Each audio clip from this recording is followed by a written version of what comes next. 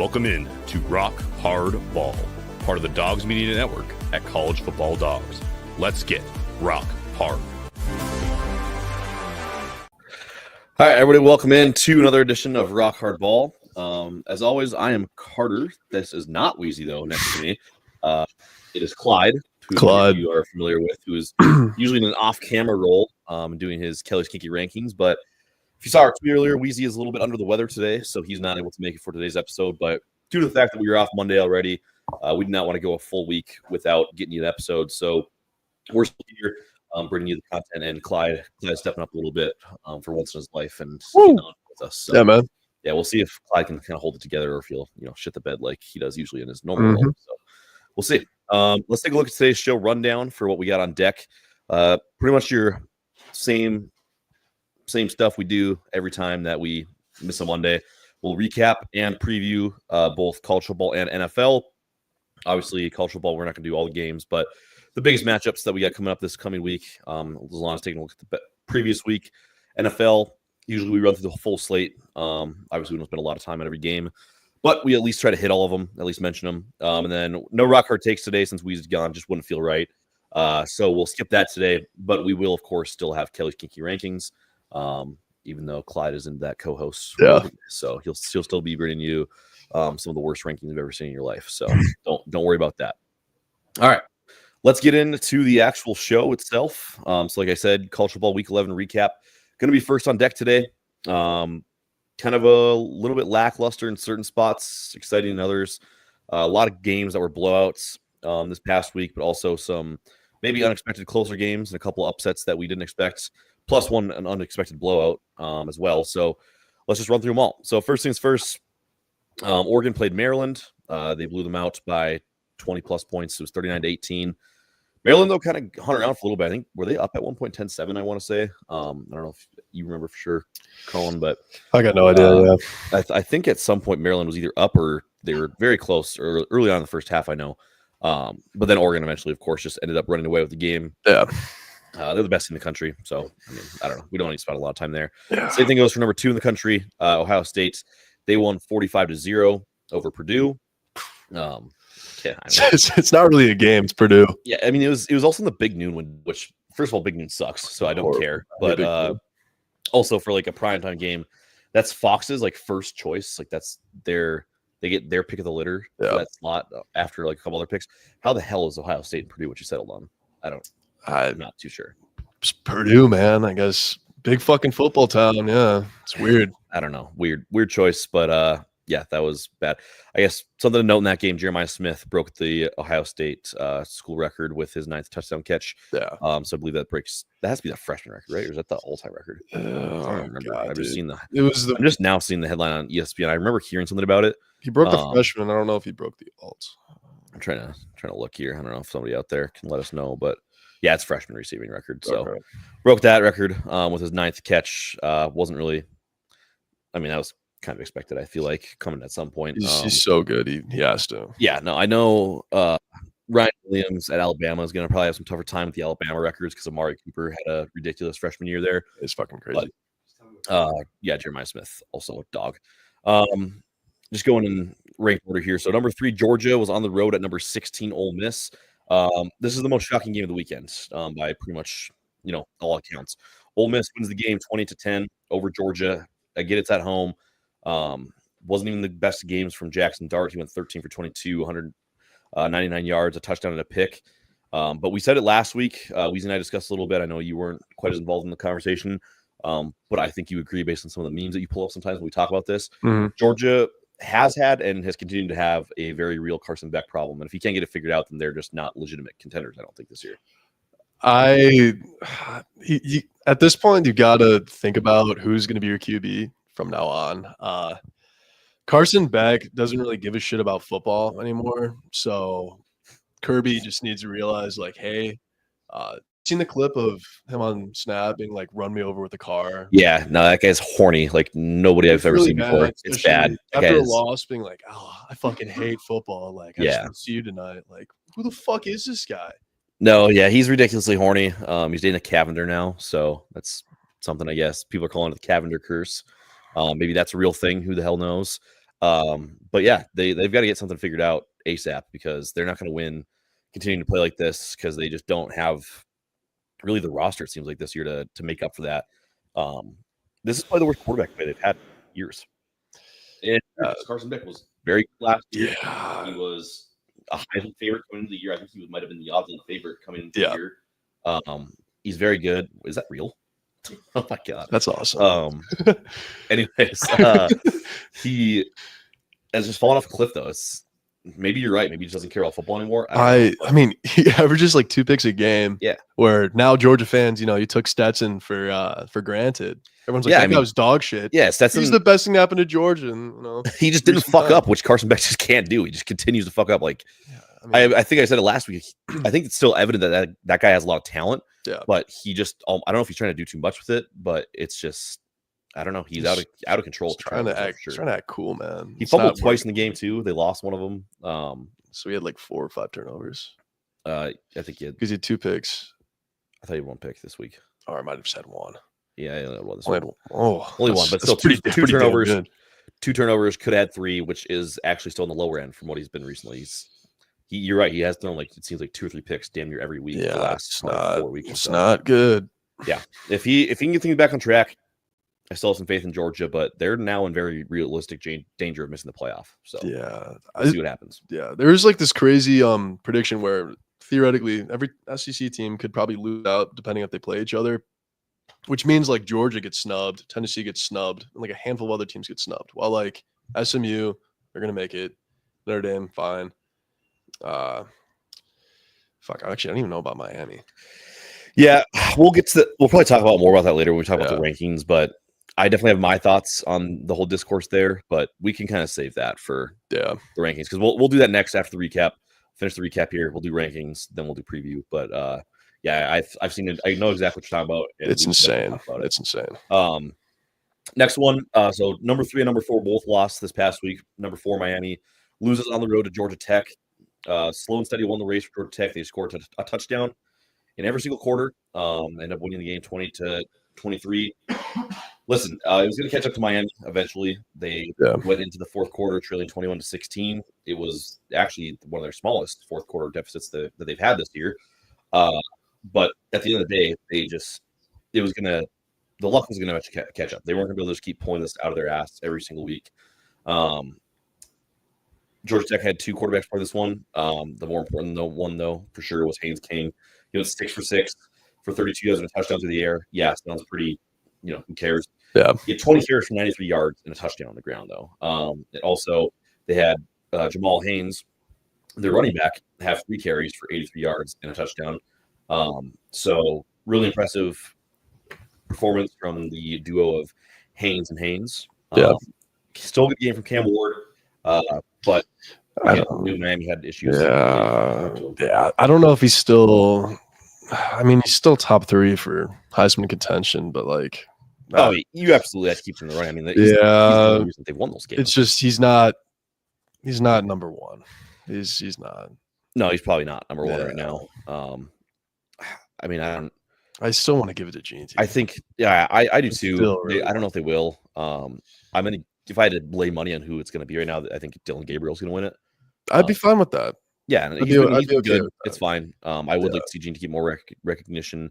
I'm not sure where Travis Hunter falls now in the odds. I have to assume he's probably fell just a little bit because he doesn't really put up any crazy stat lines. A lot of people are still riding it though. Like I see like everyone doing this. He plays both ways, which like I get it. Shit.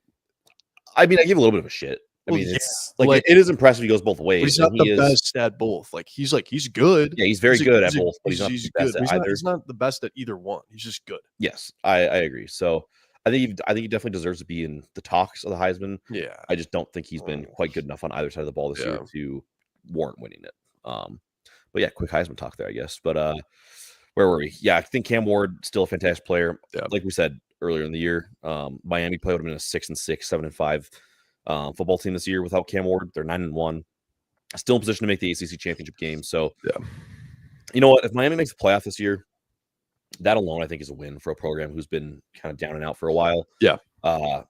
Obviously, with the start and knowing the quarterback that you have, you'd probably like to make a little bit of a run and win the ACC, stuff like that. But I don't know. I just don't know what if they have the roster for it to be serious title contenders. I definitely don't think they're serious title contenders. I guess I should. Yeah, Cam can only carry so much, Exactly, especially for playoffs. 100%.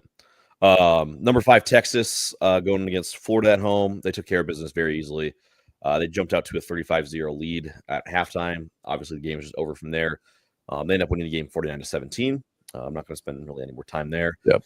Number 6, Penn State, kind of same thing. They got out to a big lead, 28-0 at the half. Ended up winning 35-6 over Washington. Good win, though, for Penn State. Bounced back a little bit after the loss at home to Ohio State. I get Washington's not a high-tier opponent, but they haven't been horrible this year. I mean, they've been okay in the Big Ten, and Penn State just flat-out dominated them for the entire game. So that's good. That's what you want to see as a Penn State fan. Kind of see your team bounce back, get back in the swing of things a little bit after a bad loss last week. Number 7, Tennessee. Again, another blowout win, up 20-7 at the half against Mississippi State, and just widened the gap in the second half. 33-14 was the final score. Again, you have any big thoughts on that? I was a little worried about this being kind of like a trap game. Yeah, because I do love the Vols, but it was a little scary. Just it's Mississippi State. Like, who fucking knows what they're gonna do? Yeah, they've been weird. They've been really bad all year, but at the same time, they've kind of given teams just a little bit of uncomfortability at times. Also, Tennessee has been like very up and down. I feel like at points where it's like 1 week they'll dominate a team, the next week it's very close. I mean, they haven't won a game until this week by more than 10 since Oklahoma, which was week 4. Yeah. So, a lot of close wins, but hey, you got to win in close games. So, I mean, I'm not going to dock them for winning. But you're right. Yeah. I mean, Mississippi State has done a good job of at least making teams a little bit uncomfortable early on in games this year. But Tennessee obviously ended up pulling it out. So, Indiana, I mean, they got the win, but it's a bad win. If we're being honest, 20-15 over Michigan, a Michigan team who's now 5-5 and has not been, anywhere near the team that we thought they'd be all year long. Davis Warren, who had played better in the recent weeks, kind of came back down a little bit. 50% completion rate, just 4.3 yards per completion for 137 yards on 16 completions. Curtis Rourke threw an interception. He doesn't throw many of those. But like I just said, Tennessee. Obviously Tennessee's game wasn't this close, but listen, winning's winning. Indiana's 10-0 for the first time in school history. Congrats! They've never won 10 games in school history. Yeah, so congrats. I don't know. They're not fucking. They're not good. I don't think they're great either. But again, I'm not going to punish a team for winning. I'm happy that they're in the Big Ten, and I'm happy that they're the 5th team in the country. Are they good? I don't know. Is Penn State good? I don't know. Like I'll take it. It's better than an SEC team because I'm tired of seeing those. But yeah, no, for sure. I mean, they're not big wins. Yeah, we'll probably talk about it again more when we get to the rankings. BYU survived a very tough test on the road against Utah. They ended up winning 22-21. They hit a game-winning field goal to keep the undefeated season alive. They are now at 9-0. Again, another team that we can't really dock for winning games, but really concerning to kind of see this performance. But it's a rivalry game, so I give them a little bit of slack for that too. I would say. Utah's coach was livid. That press conference was bad. He was like, "Yeah, we're gonna have to." The AD too that came out and was like, "Yeah, it was to lose this game." Basically, yeah, they're like, "We won. The refs fucked us. The Big 12 fucked us, and we will be talking to them soon." Yep. Yeah, no, a little concerning there for the Big 12 for sure. Notre Dame shit stomped Florida State, which we all saw coming, 52-3. I mean, this was going to be an exciting game coming into the year, but obviously we knew it was going to be bad coming into this. I didn't think it was going to be that bad. Florida State's now 1-9. Yeah. It's unreal. That Notre Dame game, that spread was like 25. I feel like it was like 25 or 24.5. And I thought Florida State could like maybe cover that. But yeah, this shows that Notre Dame's just really good. I mean, combination, I think both of, Notre Dame's good. I think the loss to NIU's a fluke, which we've said, I think, a couple times already on the show. But also, Florida State, this is an all-time fall off. Like, year over year, this has to be like one of the worst. Yeah, they lost their QB for next year. Yeah, no, they've had like 4 or 5 guys decommit from the. They had like one of their D guys who's thinking about going to Florida. Yeah, so it's hurting their future. It's bad. They got to. I mean, obviously they're not going to figure anything out at this point, but at the very least, you got to you got to find a way to stop the bleeding with the recruits. You got to keep guys. How do you go from 13-0 to 1-9 and you're losing your program? Dude, I don't know. I think it's so bad. Getting left out of the playoff last year broke their program. Because then they just all sat out for the bowl game. They didn't play, got their asses stomped in the bowl game. And then from that point on, it was just they couldn't figure out how to win again. I mean, they should have probably been in the playoffs. But then again, everyone knows that they would have gotten stumped the fourth game. They would have gotten destroyed. Yeah, that's what everybody acknowledges that. But still, going back to last year, yes, they should have gotten to the playoff. After that, though, it was probably the wrong move to sit everybody in the bowl game. That was not. Yeah, I don't know why. I mean, I hate a statement, but whatever. I hate how players do that. Even if it's optional or not, players sitting on bowl games it's so annoying because it makes it such a weak championship to play. You have all your backups in because you think you're going to go pro, which is half them don't. Which is why I'm very happy that we have the 12-team playoff now too, because now there's just more bowl games that matter again. Yeah, it makes it a lot more enjoyable. So just no one cared last couple of years with the 4-team. So, all right, let's get it to another blowout, but probably the most surprising blowout of the weekend. Alabama beats LSU 42-13 on the road at night. It was Brian Kelly's first ever home game at night that he has lost as a head coach. I mean, it's too bad Weezy's not here today to kind of reap the rewards with me, but I mean, him and I have said it all year that LSU is frauds. They're not good. And this is just proven it. I mean, record shows Alabama has also struggled greatly. Yeah, but they're not that bad. But I mean, Alabama, I think, still good. I think they'll probably be a playoff team. I mean, I don't lose again, but LSU. Not that I was necessarily. I didn't have anything against LSU. I wasn't necessarily rooting against them, but it was just we knew this whole time that they were very bad. Yeah, and so it's good that this was finally kind of proven. Bama might have known ever since they lost to USC. Yeah. I mean, USC's bad. I mean, USC. Well, then everyone was like, Miller Moss. I completely rode Miller Moss as Heisman. I thought he was the guy. Yeah, he's not. He's actually not the guy. No, he looks like an early 2000s movie villain is what he should be, like a Marvel. Yeah, I can see that movie. He can quit football and do that. Specifically his headshot at USC for I don't really know how to get it up here on the screen fast. So for anybody who hasn't seen it, just look it up. Definitely just looks like he should be some evil genius in one of the early Spider-Man movies or something. Yeah.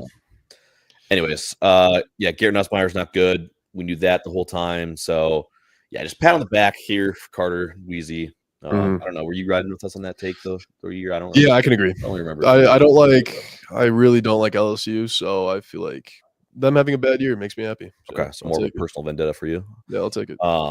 I guess we got a quick question here on the comments we can get to. We got Hey Big Dogs had a question for the panel. Is Brandon Marshall the greatest player in NFL history to never play a playoff game? That's a tough question because I have no idea who else hasn't played playoff games. Brandon Marshall was good though. I feel people forget how good he was. We're talking about wide receiver Brandon Marshall. Yeah. Okay. I have to assume. I don't know. There's two. I know there's that other Brandon Marshall, but I think there's a linebacker. There's a linebacker Brandon Marshall. Yeah, he's not that good. Yeah, I mean, his stats are fucking crazy. I mean, he left the Bears and he got I think 1,700 or 1,800 receiving yards with the Jets, which is just fucking mind-boggling. I'm trying to look it up here. I'm trying to think Okay. This can't be right. What? Okay, Walter Payton never played in a playoff game, according to this. So, no, not Brandon Marshall. What the fuck? Walter Payton never did? Yeah, Walter Payton apparently never did. Jim Brown. I thought Sweetness played in the fucking Super Bowl, bro. Okay, I'm confused. Yeah, wasn't he on? No, the Bears had to be in the play. Because now this also says John Elway, and then in parentheses says early in his career. Yeah, no shit, because he didn't. No shit, because then he didn't fucking make one. Okay, now I'm very confused. I don't know. Kellen Winslow didn't. He was good. I mean, to be fair though, Brandon Marshall, he played on 3 shitter teams. He played on Denver before they were good. Played on Miami, they were never good. Bears. This is that Buckus and Gale Sayers never played in the playoffs too. I don't know. No, they fucking. We won one of those placebo fucking Super Bowls. Like the NFL championship. Yeah, we won a couple championships. Yeah, I'm so confused. But then again, Brandon Marshall has never. I found that hard to believe he's never played in a playoff game. Did the Seahawks, Archie Manning never played in a playoff game. the Seahawks not make the He's playoffs good. in 2018? What the fuck? Did they not make the playoffs? This guy says O.J. Simpson didn't. I don't know if that's true or not. Nah, Brandon Marshall played in a playoff game, 2018. He did? Yeah, Seahawks. Yeah. Well, this guy is also saying on whatever this forum thing I found says Brandon Marshall also. He said it in here too. I mean, he might not suited up, but he's on the roster for that. Yeah, that's probably what it was. Probably didn't actually play. Joe Thomas, he probably never played a playoff game for the Browns. That doesn't surprise me. We got a second comment though. It's a tough question. An easier question: is Brandon Marshall better than Ocho Cinco? Yeah. Longevity wise, yeah. Brandon Marshall is good for a while.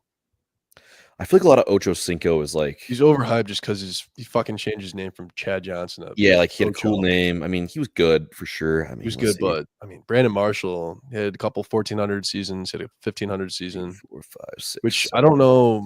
Ocho Cinco had seven seasons of over 1,000 receiving yards.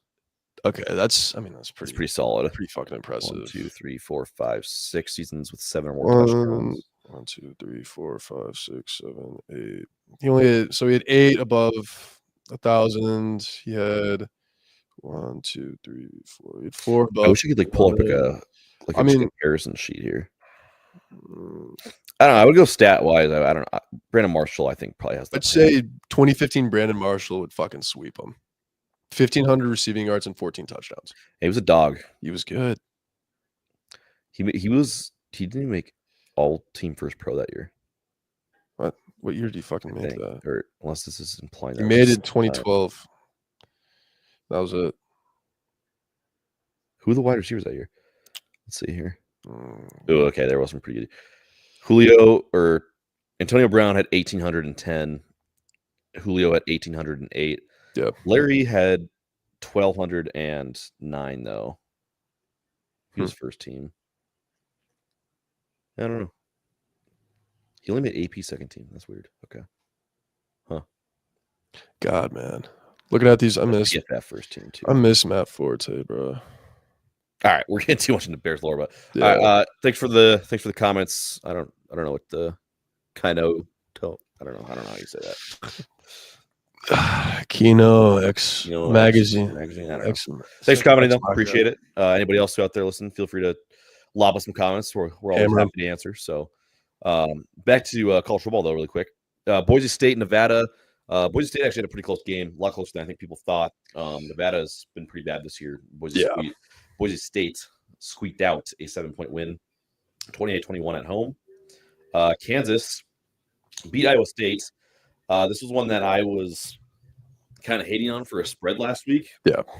I thought Iowa State was kind of getting disrespected. I think they were only like 2.5 point favorites, something like that, on the road to Kansas, who's been bad all year.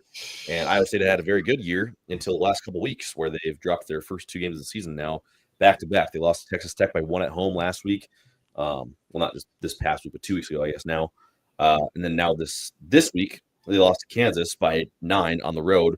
So Iowa State, I guess maybe was never really that good to begin with, but a very quick fall off for the Cyclones. Yeah, I thought they were so good. Yeah, I thought they were good, man. I thought they were going to be, make a little push for Big 12. Would love to see them win a championship. Didn't have it in them. It's classic Iowa State. Yeah. Just crumble. Like they always kind of hover right around between that like 7 to 9 win mark. It's like they never really quite kind of break through the ceiling. Yeah. A lot like Iowa. Really not the same style, but in terms of like wins and performances, they're kind of always right there towards the upper part of their conference, but just can never kind of get to that top dog status. Gosh. Pitt lost at home to Virginia 24-19. So kind of same deal for them like Iowa State has. They were 7-0 to start the year, and they go on the road to SMU, get their shit kicked in. And then now they turn around, they lose to Virginia at home. So that's fucking sad. Yeah. Bad 2-week stretch here for Iowa State and Pitt, who I think were 2 teams that a lot of the country thought were kind of fun. And Pitt was fun. A little bit rooting for, Pitt was fun.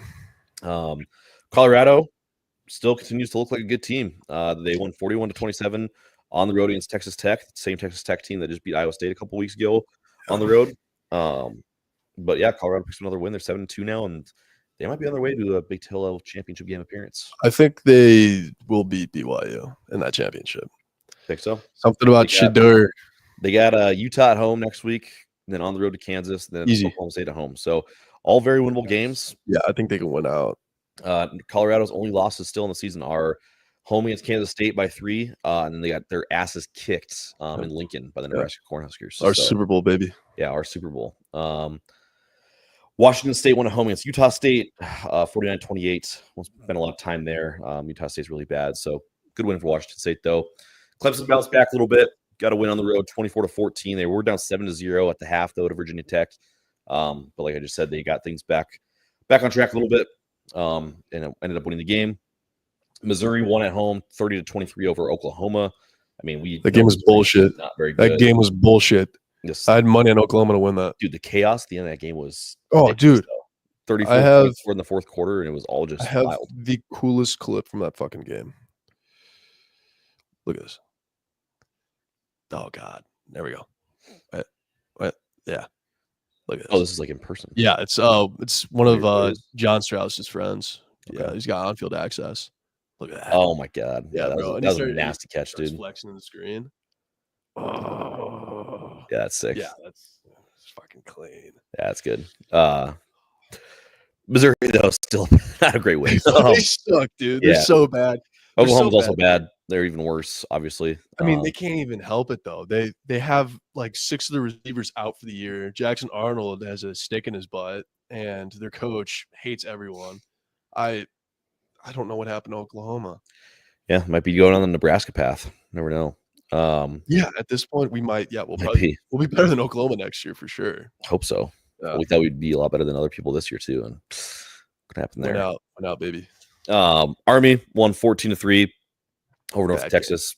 That was a dirty game. Did you watch any of that? No, but I don't. I'm glad I did. I love watching just run offense. There was one, and they have a drive that was like 12 minutes or maybe even longer. Yeah. So like there's this one guy I saw where he bet on the over for the half, and instead of going for the field goal, they went for a fake field goal in the 30, and they gave some little tubby. It wasn't a toss, it was a run. So they had a little tubby place kicker trying to run. He gets absolutely pummeled at like the 5-yard line. There's this guy just raging at his TV. Like it's insane. Yeah. So while you're kind of explaining that, I went looking through the drive, whatever log. Mm-hmm. Yeah, Army had a drive that was 10 minutes and 50 seconds, and then they had another drive that was 13 minutes and 54 seconds, 21 plays and 94 yards. I remember seeing that stat on Saturday, but that's looking back on it now, yes, that was crazy. That's dirty football, but that's gonna help them in the playoffs, man. Just hold the ball the entire damn game. I mean, after watching that game, like, please don't put Army in the playoff. They won't make it. They won't get ranked high enough. They'll go undefeated, and I think they still get left out. Really? If Boise State goes 12-1 as a conference champion, they're not going to. Okay, that is true. Get in. I feel like Boise could slip because Army, their plan is foolproof. We'll score once. We'll hold the ball for the entire damn game.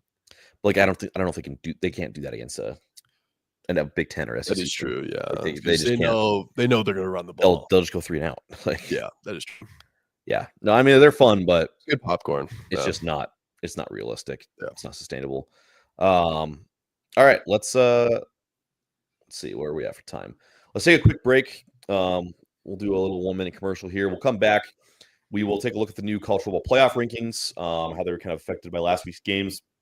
We'll get into that discussion that Clyde kind of mentioned earlier. There's a lot of discourse going on right now on Twitter specifically, or X, whatever you want to call it. Basically, the argument between the Big Ten teams who, have either 0 or 1 loss and have played shitty schedules versus the SEC teams who are beating all each other, but they're losing games. So we'll talk a little bit about that.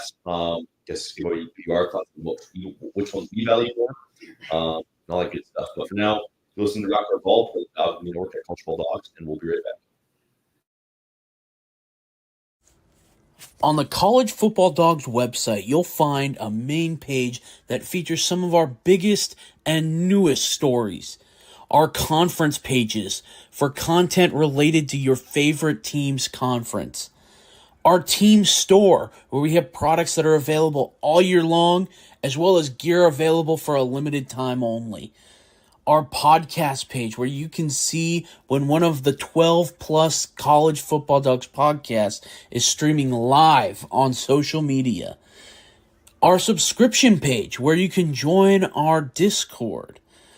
If you're interested in becoming a contributor at College Football Dogs, email us at info@collegefootballdogs.com.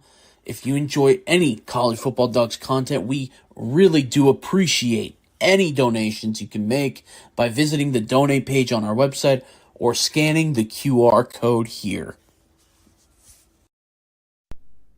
College Football Dogs, for the fans. All right, we're back on Rock Hard Ball for the Dogs Media Network at College Football Dogs. Quick reminder, if you're new or been here before, haven't done it, if you're to check out the socials, at Rock Hard Ball, at Rock Hard Ball Pod on virtually every platform. So check us out, follow so you can stay up to date with the show. Also, we're live every Monday and Thursday at 9 p.m. Central Time.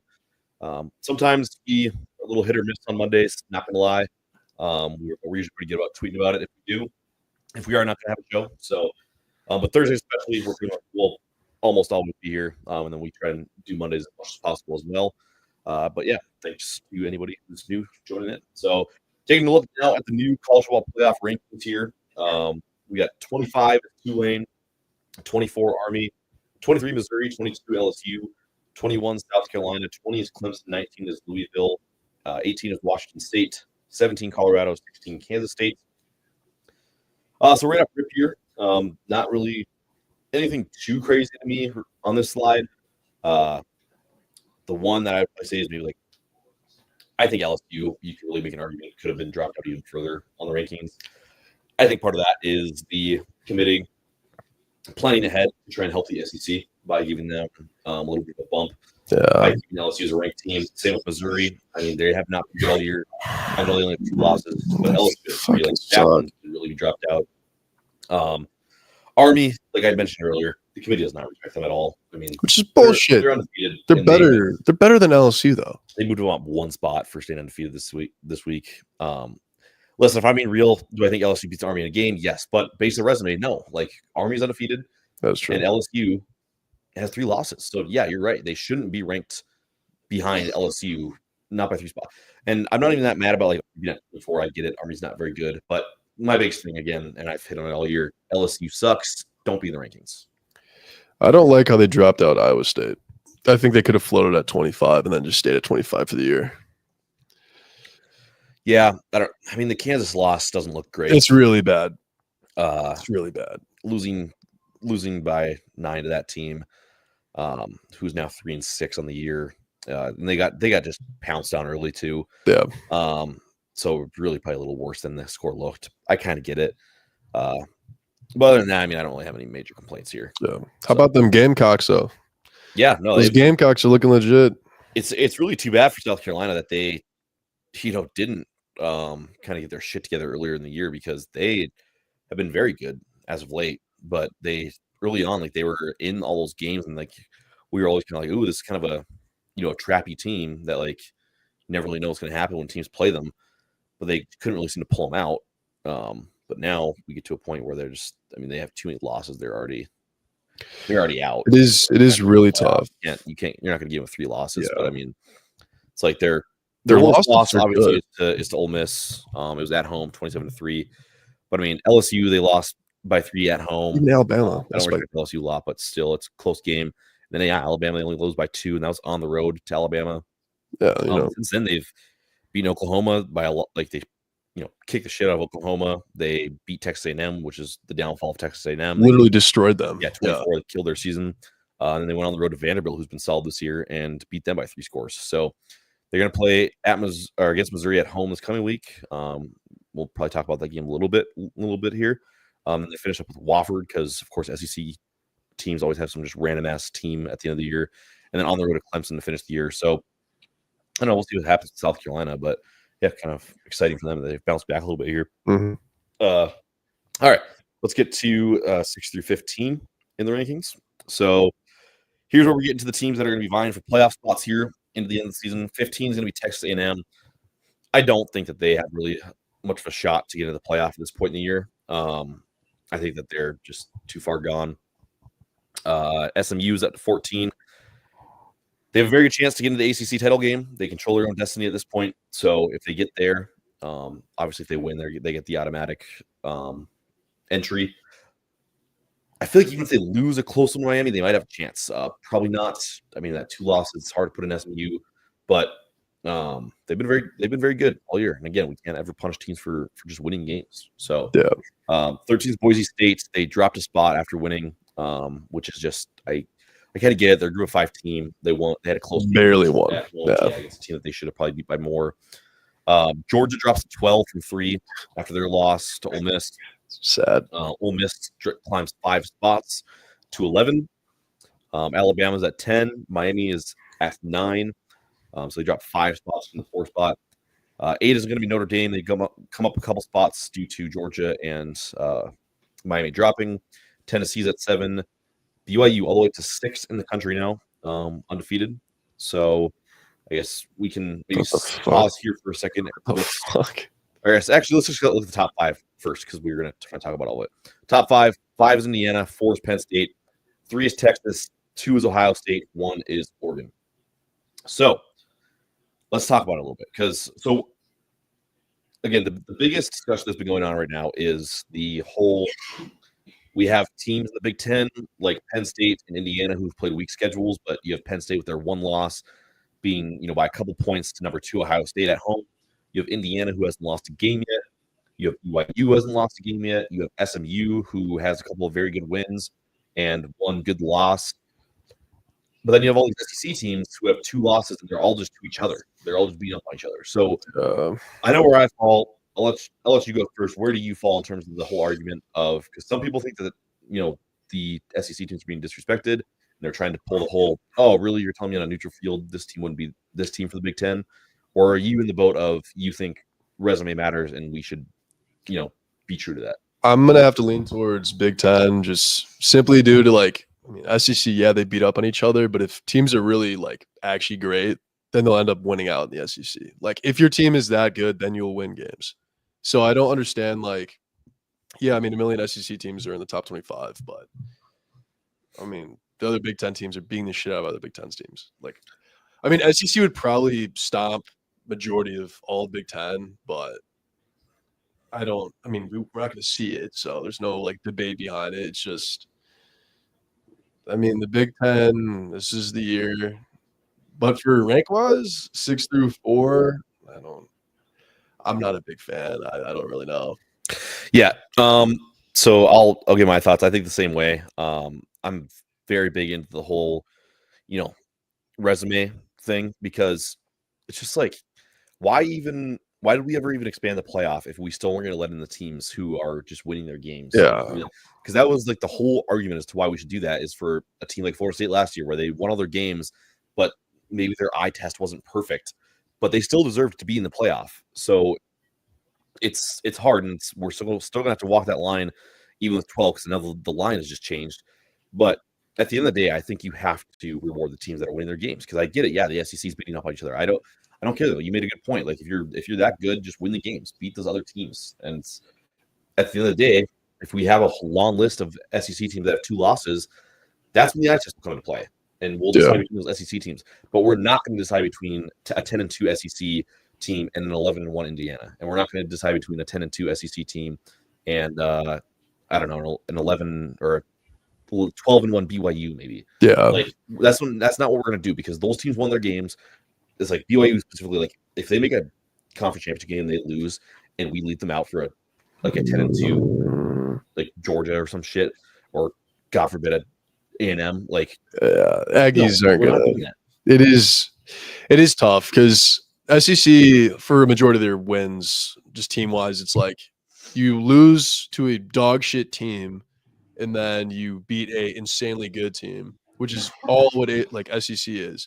For Big Ten though, let's not act like all these losses are just two. It's not all just Georgia beating Alabama beating LSU beating Texas. That's not what's happening. Alabama lost to Vanderbilt. Yeah. Let's not forget that. Ole Miss lost to Kentucky. Let's not forget that. Yeah. These teams aren't just losing to each other. They are losing to other teams in the SEC that you can make a very, very good argument for that Indiana would beat Kentucky. Indiana would beat Vanderbilt. Like, let's not just discredit them I and write that off. I think Indiana and Oregon's offense is like it's pretty fucking good. Where I think they're better than most SEC teams. Hence the reason why they're higher. I don't like the Hoosiers. I don't like them at 5, but they steamroll every single team. Yeah, exactly. And that's what it comes down to is like, do I truly think in the bottom of my heart that Indiana is the 5th best team in the country? No, I don't. Yeah. But have they lost a game? Nope. No. So until proven otherwise, they are going to stay at that range of the rankings. And even if they do lose to Ohio State, if it's a close game, they shouldn't drop down to farther than maybe 8 or 9 if they lose by like a score or less, like 7 or less. I am even maybe it's at is it at Ohio State or in Bloomington? I think it's in Bloomington. Let me double check. No, it's in Columbus. So I mean, I don't know. I would say maybe even Indiana could probably even suffer maybe a 10-point loss. I think they would still be fine keeping them in the top 10. Yeah, I mean, I like that. It's just they can't lose. They cannot lose by more than 2 scores. More than 2 scores. They can't. If they do, then it's like, that's when the playoff committee could have a realistic chance to make that argument that an SEC team gets in over that 11-1 Indiana. Yeah, they might shadow ban them. But I don't know. Even then, it's still hard where it's like, yeah, they're good. You were good all year. You had an off day and you get left out. Yeah, it is tough because I don't think. Actually, I'm actually gonna stop it. I don't think there's any scenario where a 1-loss team should be left out. I think a 1-loss team should get in 100%. Yeah, I don't care who they lost to or how bad it was. I think a 1-loss team should get in. It would be kind of nice to see an Oregon, Indiana Big Ten championship. I mean, we might get it. That would be pretty fucking sweet. I don't know. I guess no. If Ohio State beats them, I think that pretty much locks in Ohio State to be in the Big Ten championship game. Yeah, but I mean, Indiana, Penn State, Ohio State all have 1 loss, and Ohio State plays over both. Hoosiers could win. Yeah, no. If they win, obviously it's huge. They almost 100% go undefeated into the Big Ten championship game. But yeah. Either way, I mean, no matter which way Indiana Ohio State goes, we're probably going to have 1 versus 2 in the Big Ten championship game. Which assuming whoever wins that game wins out. That'll be the most entertaining game of the year. That will be so fucking fun. Yeah, I think. Again, not going to lie, I think Oregon and Ohio State would be better, and because I do think Ohio State's probably the better team over Indiana. But we're going to find out in a couple weeks. Yeah, so, we'll talk about that more when we get there. But that's my whole spiel on the rankings. Again, the SEC teams don't deserve to be rewarded for losing games. That's what it comes down to at the end of the game. At the end of the day, listen, if you have 2 teams that have the same amount of losses, then yeah, we can come down to eye test, and that's fine, especially if we're going to compare the SEC teams that have 2 losses. But your BYU's, your SMU's, your Indiana's of the world, if they have 1 loss or no losses, then don't even try to make the argument. Also, the one other one, like this is kind of weird. So everybody's complaining about, Penn State's at 4, Indiana's at 5, Texas is at 3. Texas has no relevant wins this year. Yeah, they're like, I think Texas is very good, but they're just purely off eye test right now. Their one serious game they played this season, they got beat by 15 at home. So they're kind of fraudulent at the moment. Yeah. Yeah, I know. Yeah. I would love to see Texas prove it to me a little bit more. So yeah, we'll see. Got not a lot of season in front of us, but some very important weeks left. Yeah. Will determine a lot. So all right. Enough yapping there about the rankings. Let's actually take a look now at the actual games that we got coming up this week in college football. Very quiet week in college football, so we'll kind of make this quick. In terms of games that matter. So we got number 2 Ohio State on the road to Northwestern. That game's gonna be played in Wrigley, so that game's gonna be fucking awesome, dude. It's gonna be sweet. Wrigley's sick, but I mean, Ohio State's gonna piss pound them. OH. Huh? OHIO. Texas is gonna go on the road to Arkansas. Texas should win the game. They're favored by 12, but Arkansas. Give me Arkansas. Give me Arkansas. I'm not gonna take Arkansas to win, but I would not be shocked if they are able to cover. That money line 360 though. I mean, you could take it, man. I don't throw a couple dollars. Oh man, couldn't hurt. Colorado at home against Utah, favored by 11. Give me Buffs. Yeah. I think Colorado wins. I don't know what I would feel like they cover. I feel like Utah's still not that good. I feel like the BYU thing's a little different. It was home rivalry game, so I think the Colorado might cover too. Clemson's going to be on the road to Pitt. They're favored by 11.5. I think Clemson is the better team here, but I think Pitt can maybe cover. Yeah, 11. I'd like to see just a 1 touchdown game. Yeah, so I like the cover on that. Like to stay close, anyways.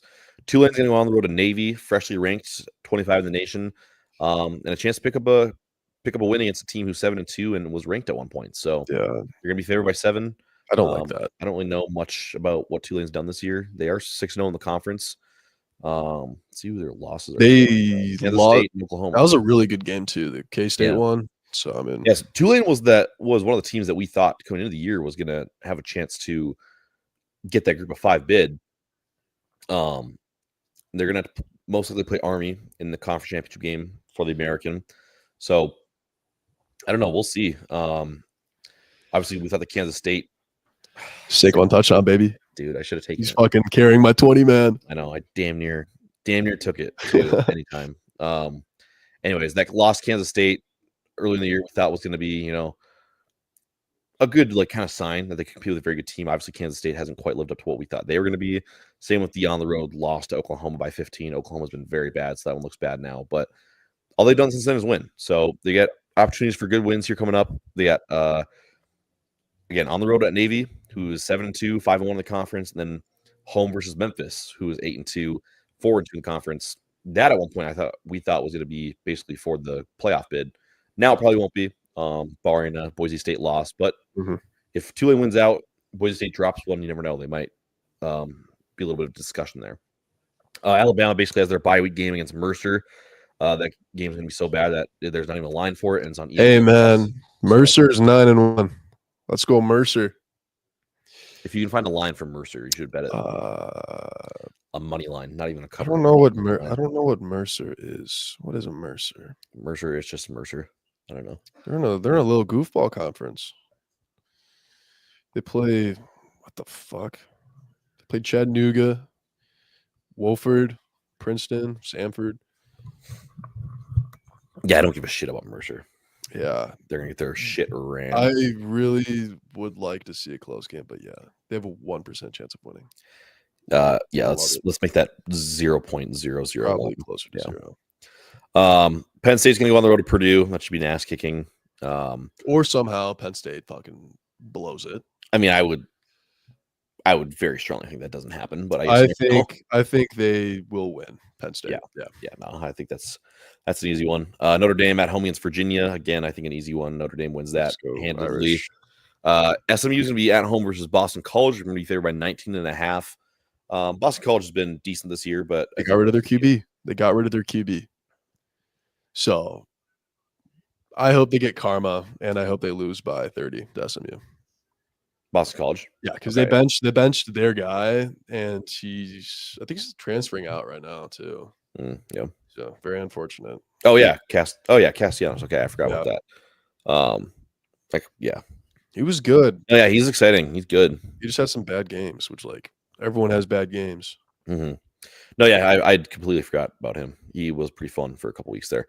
Louisville on the road at Stanford. I mean, Louisville's eliminated from playoff contention, but they kind of bounced back a little bit from a little bit of a stumble earlier on in the year. LSU on the road to Florida. They're only favored by 3.5, which I think proves that Vegas also knows that LSU isn't very good. So they're frauds, man. Yeah, frauds are on the road in Gainesville. I hope Florida wins. I would like it. It. Is DJ still hurt? Lagway? Because I know he fucked up his back or something. Lagway ready to play. Will start versus LSU. Beautiful. All right, yeah, give me Florida. All right, yeah. We should bet Florida. We should all bet Florida. Love it. Be fun. Ride it together. Gamecock though. Yeah. Missouri, South Carolina. Yeah, that's what I was getting. Okay, yeah. South Carolina's favored by 14. The fucking money, dude. The money line's 450. I mean, I feel like it's against myself. I don't bet on Missouri to beat South Carolina. 450 for fucking 21-23 matchup. Missouri's bad. They're bad, but they're not that bad. They're pretty bad.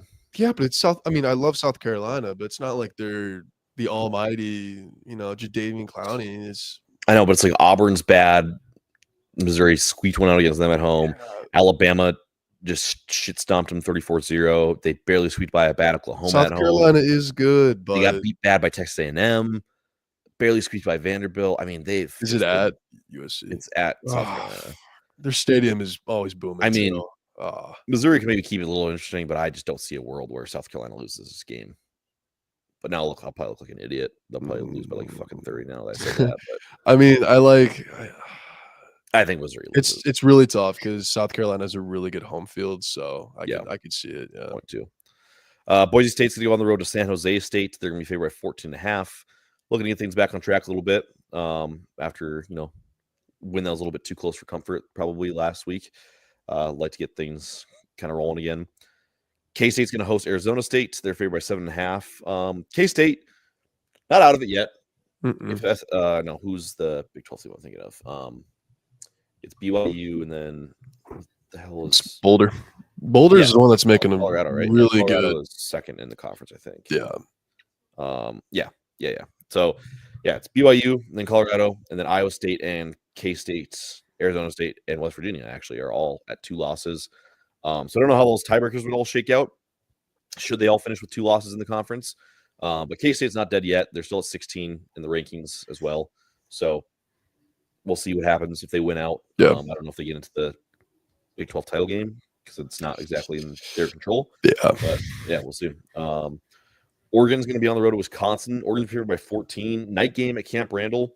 I mean, I think Oregon wins, but I think it might be a little bit closer than people think. It's going to be a 1-score game. I think Wisconsin makes things interesting. It's going to be rocking in there. So, tough place to play for Oregon. We said the same thing, though, about Ohio State, I think, or no, Penn State, I mean, when they went to Wisconsin a couple weeks back. Penn State is winning 20-13, but we'll see. I think Wisconsin could at least make things interesting, but I would still think Oregon will win the game. Biggest game of the week, though, number 7, Tennessee, at number 12, Georgia. I mean, for Georgia, it's a 100% elimination game. If you lose, you're done. You're not getting into the playoff. And I would even say Tennessee, if you lose big, they're fucked. They're fucked if they lose. If they lose close on the road, I think there's a chance that depending on how stuff shakes out in some of the other conferences and teams that are competing for spots, they might still get in. But that 2-loss mark, there's going to be 2-loss teams that get left out. That's what's going to happen. If they lose to Georgia, there's almost 100% going to be 1 or 2 2-loss teams that get left out. No one's going to make it with 3 losses. Yeah, and I think there's a very good chance that we see a 1 or maybe even 2-loss teams be left out of the playoff. Yeah. Tennessee does play Vanderbilt, though, as their last game of the year. So, which isn't a slouch anymore. It's kind of scary. Yeah. So, again, I'm not going to say it's absolute 100% must win, do or die for Tennessee. They obviously have a very good win against Alabama. Yeah. And their 1 losses on the road to an Arkansas team who's, solid. But again, there's going to be a 2-loss team who gets left out. And it's just going to depend on who it is. Because, right now in the SEC, we have A&M, Georgia, Ole Miss, Alabama, and Missouri all have 2 losses. And then Tennessee's sitting at 1, Texas sitting at 1. I mean, you never know. There could be a scenario where every single one of those teams that finishes the year with, I think there is actually a scenario where either every single one of them or almost all or but one of them can finish with 2 losses and basically they can all probably make legitimate cases for the playoff. Yeah, it's scary. So they get left out. So there's the theoretical one where I don't even think this is gonna be fucking possible. Somehow LSU wins out. Somehow, look at this. So there's I don't know if you've seen this, but it's kind of insane. Yeah. Where Mizzou's out, A&M's out, Tennessee's out, Texas can be out. Yeah, that's where the entire SEC missed the playoff. Yeah, but it's possible, which is kind of scary. Theoretically, yeah, but that one I think is a lot more unlikely. I think that doesn't. I think pretty sure that requires some of them losing to the random ass team like New Mexico State or some shit. I think at least 5 of them will. Saquon just got another touchdown. Oh fuck! So disappointed I didn't bet that. At least 5 SEC teams are going to end up with 3 wins, and they're going to get fucked. It just depends which one's going to be. Yeah, I don't think all of them are going to end up being 10-2. Yeah, I hope they aren't 10-2. Yeah, we'll see. I don't know. Mason Tapp making his first appearance in the comments tonight said, "I need a Karter and Clyde top 25." Might have to. We probably should have done that. We should have released a rock hard ball top 25 each week. And actually, that would be pretty entertaining. Us 3 could do a consensus ranking. Maybe we can do it for the end of the season. That's a good idea. At least like a top 12, our 12 playoff team or something. I don't know. Yeah. See, good idea, Tap. Jason said you're live. He was surprised. Long time no see for Mr. Tap. Good to see him in the comments. Anyways, back to the games. The rest of the games are kind of shitters. A&M's at home against New Mexico State. They're favored by 39. I mean, if they lose that game, that's concerning. So yeah. I assume they would win big.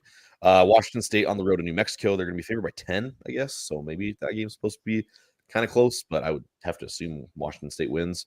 Then finally, BYU at home, 2.5-point favorites against Kansas. What the fuck are they? What's Vegas doing, dude? Because last week I said, how the hell is Iowa State?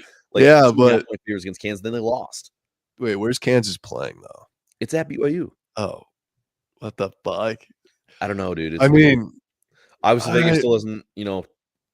They're not going to validate. This is fucking sad. It's really sad when it's a 2.5 spread from a 3-6 team to a 9-0 team. It's weird, man. If you think BYU is that shit, why are they 6th in the country? I mean, yeah, they're undefeated. I mean, yeah, Vegas doesn't do the rankings, but they should. They should. They should. Just all betting line. Yeah. No, that would actually probably be worse. I think that might be even more biased towards SEC teams, because that's everybody's argument is like if you put that is true. Georgia and Indiana on neutral field, you're telling me that Georgia isn't favored by 10 points. Yeah, they might be, which is probably that's why we can't go based off that. We have to go based off. Will Kansas win though? No, I don't think so. Do I like? Hope not. Do I like the cup or I like the spread? 2.5. BYU to cover. Yeah, no, I mean I do too, and that's why I said last week with Iowa State though, and then they lost. So I'm not touching Kansas for the rest of the year. I don't want anything to do with anybody that's playing Kansas. Yeah, but it's such a weird. You can. What do they know? I don't think it's a bad idea. What do they know? Like they have to know something. Like is BYU's QB fucking dead in a ditch right now? And it's like Kansas was like a top 20 team in the country to open the year, so I think they're still just relying based on the fact that Kansas has a lot of talent. Yeah, Jalen Daniels is still good. They found their juice. Devin Neal's good. End of the year. So it's basically just like if the backfield, I think, takes over a game, like they can basically play with anybody. I think is probably what Vegas assumes. Yeah. That's kind of what happened in Iowa State. Jalen Daniels had 3 total touchdowns and 350 yards. Devin Neal rushed for over 115 yards and 2 touchdowns. That's, I think, basically what they're relying on. Mm-hmm. But yeah, so I'm going to just make that very clear right now. I want nothing to do with anybody that's playing Kansas for this year. Just scares the shit out of me. So that's fair. Yeah. So Cass in the comments for the first time tonight, he said, "Hot seat for Wheezy. One of the absolute fucks calling you on the couch." What's up? 80 viewers. It's me, Wheezy. It's Cass. So, or for anybody else who is maybe a little bit late to the show, Wheezy is ill today, so we couldn't make it. But due to the fact that we missed Monday, want to make sure that we still got you guys an episode tonight, a show.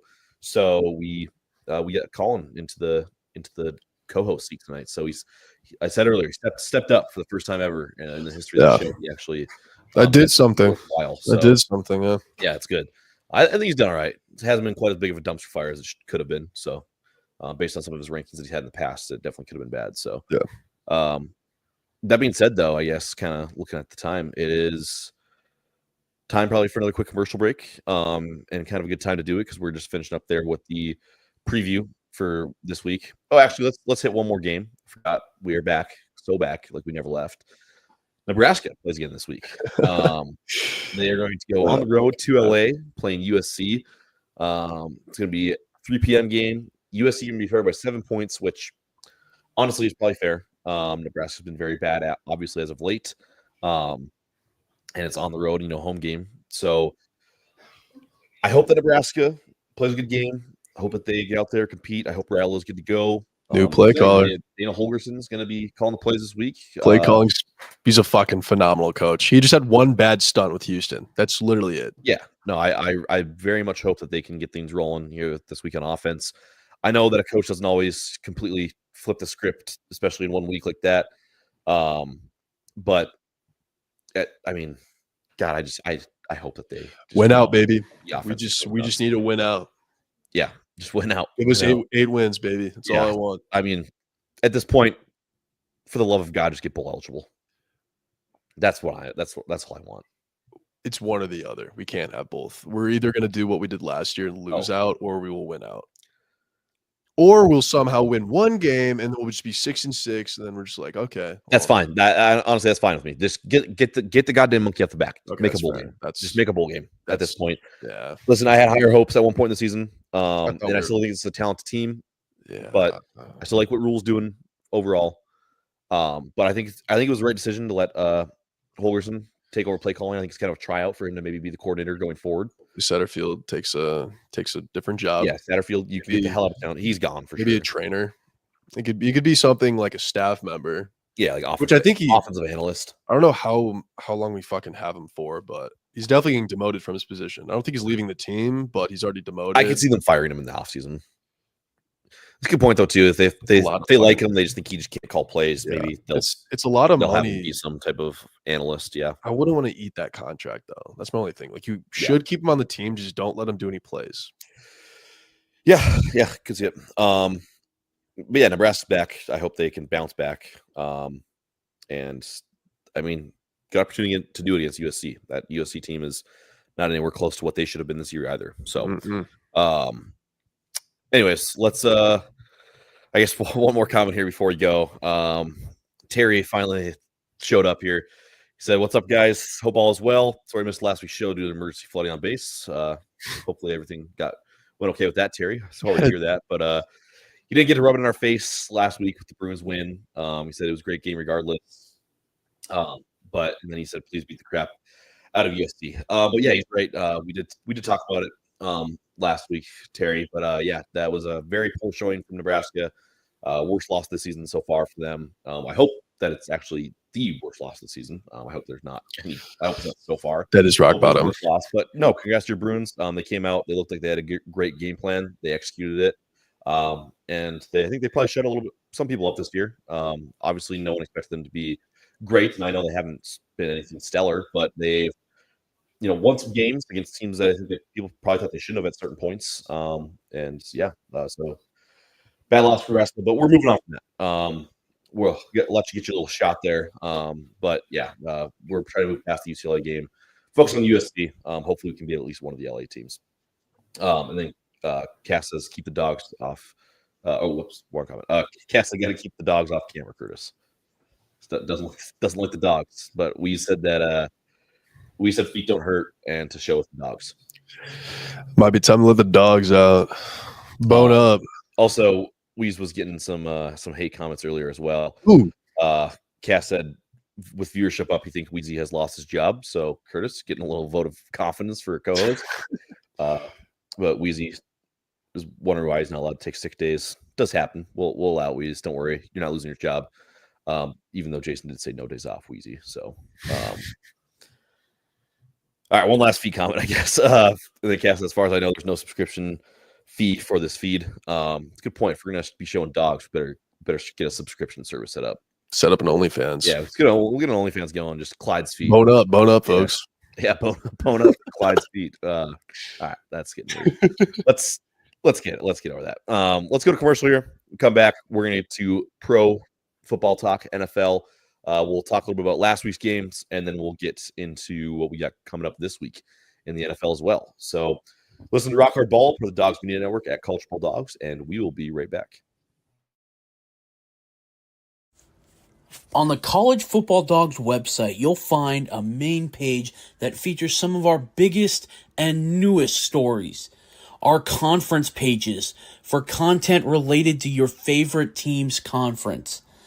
Our team store, where we have products that are available all year long, as well as gear available for a limited time only. Our podcast page, where you can see when one of the 12 plus College Football Dogs podcasts is streaming live on social media. Our subscription page, where you can join our Discord.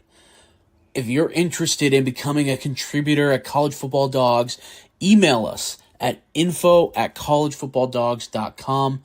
If you enjoy any College Football Dogs content, we really do appreciate any donations you can make by visiting the donate page on our website or scanning the QR code here. College Football Dogs, for the fans. Alrighty, ladies and gentlemen, welcome back to Rock Hard Ball, again, part of the Dogs Media Network at Culture Ball Dogs. Again, another reminder, if you're new or if you haven't done already, follow or subscribe, whatever, all that stuff to the socials at Rock Hard Ball or at Rock Hard Ball Pod, scrolling across the bottom there. We're live Mondays and Mondays and Thursdays, at 9 p.m. Central Time. Again, I kind of said disclaimer earlier. We do are a little hit or miss on Mondays, but for the most part, we are pretty much here every single Thursday.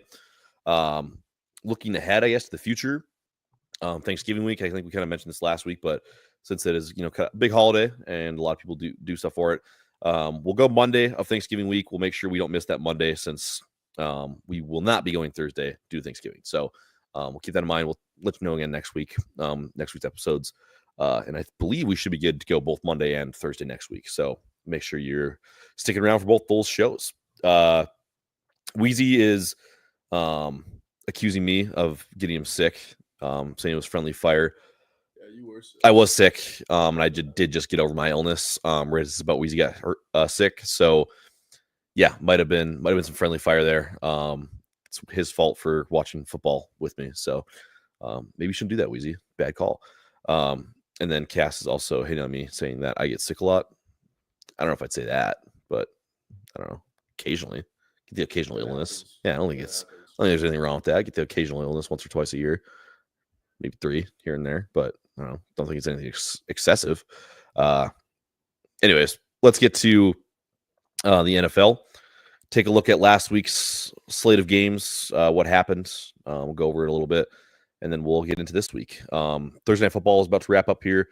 Eagles are going to beat the Commanders, so the Eagles are going to move to 8-2. Commanders are going to fall to 7-4.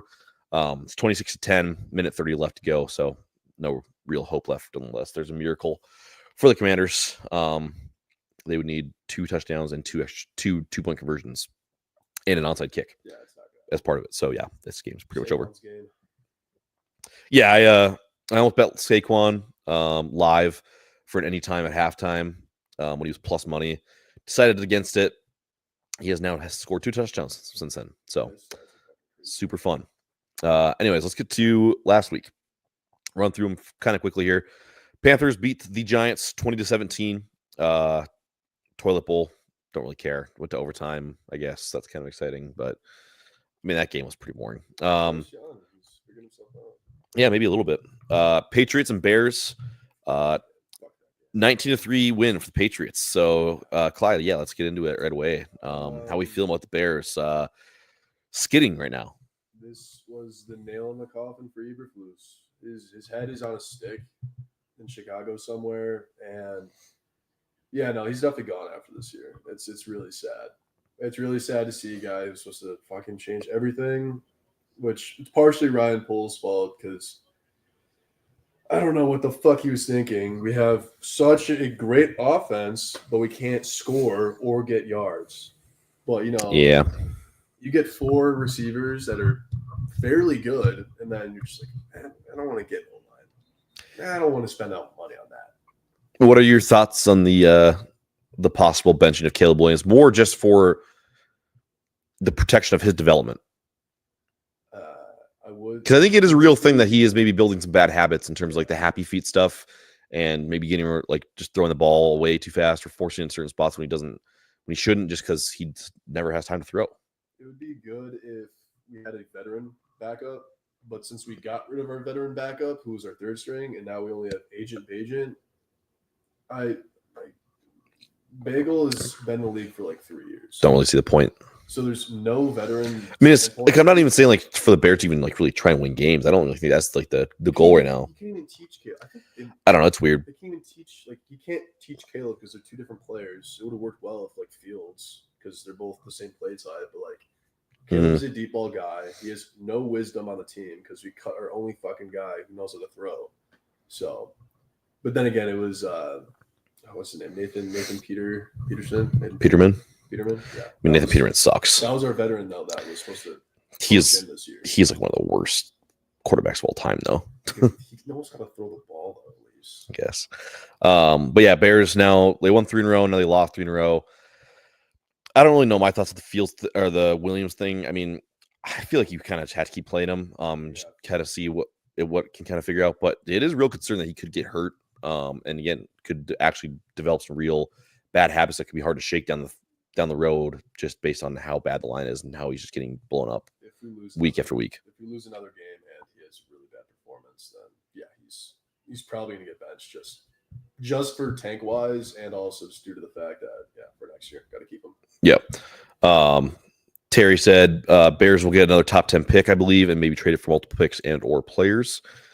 Could see it. Could also maybe see them just trying to go get whoever the best offensive lineman is in the draft. Yeah, we just got I forget the guard or tackle, but it was the Commanders' 3rd round pick a couple of years ago. And I don't know. He's pretty solid, but he's starting over Nate Davis, which Nate Davis is the spawn of Satan.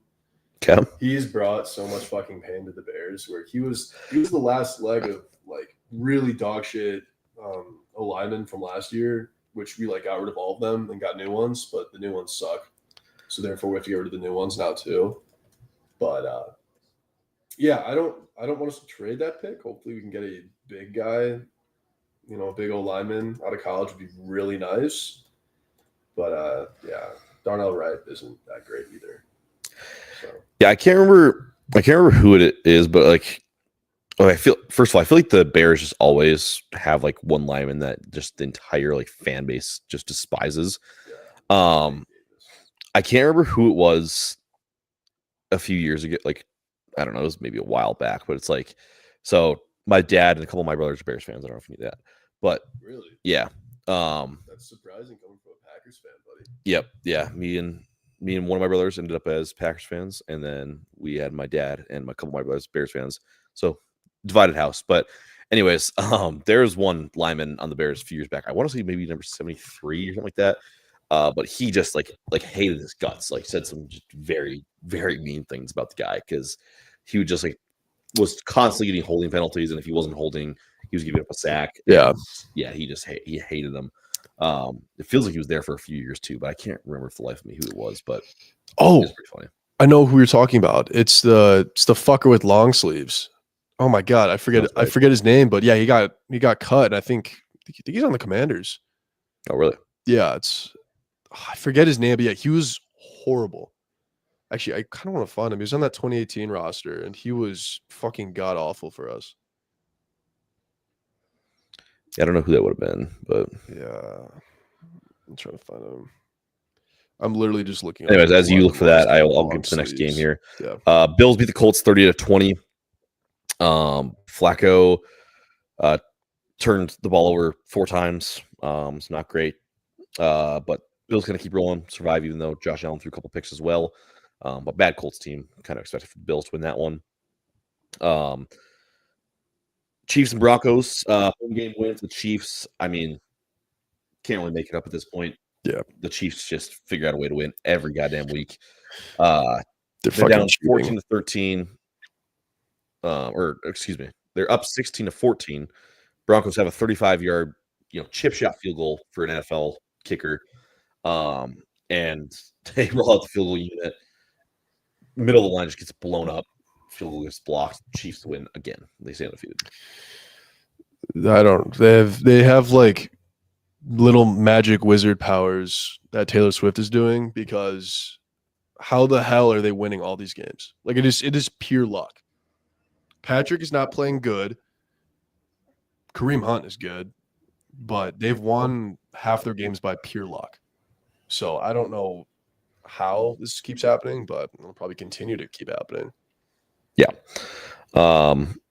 Also, Terry asked in the comments, what is the Bears cap space looking like next year? Maybe just the O-line and free agency and draft list does on defense. Okay. I believe it's not great. I think according to that, they're 22nd in the league in cap space. That's 2024. 2025, they open up a lot. 81 in cap space. That's 5th most in the league. So, oh god, it's always kind of weird though with how cap space works, because I don't know exactly how it all works in terms of like when it opens up and what those years actually mean, stuff like that. But yeah, it is tough. That means that the Bears do, like, they'll have 81 million to spend basically. Yeah, which that's also assuming that they don't restructure anybody or in the offseason, stuff like that. Yeah, I'm worried. I really hope we can just get O-line. Just get O-line. Our defense is fine. They've been fine. The defense has longest been solid. time. They've been fine. It's just our offense has been a big struggle. We'll figure it out. Yeah. All right, let's move forward here. Chiefs continue to use their voodoo and win games. Saints beat the Falcons 20-17.